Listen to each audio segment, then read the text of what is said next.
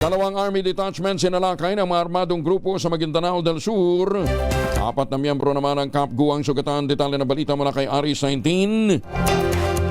Jun Di Makutak. Assalamualaikum, Brother Jun. Alaikum assalam, Brother Angel.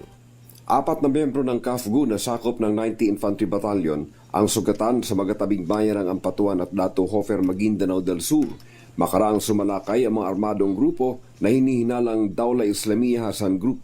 Sa panayam ng DZRH kay 6 CMO Battalion Commanding Officer and 6 ID Spokesman, Lieutenant Colonel Ronald Suscano, una umanong inatake ng nasa 10 armadong kalalakihan ang Barangay Gogo CAFGU Detachment sa Ampatuan, Maguindanao del Sur na tumagal ng mahigit sa 30 minutong palitan ng putok at nag-iwan ng 3 CAFGU ang sugatan.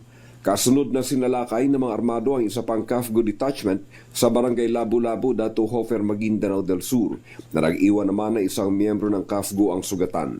Bago ngunit ang unang nangyari ang sagupaan ng military at ng grupo ng Dawla Islamiyah sa Barangay Tuayan, Dato Hofer, Maguindanao del Sur kung saan 3 sa Dawla ang naitalang namatay.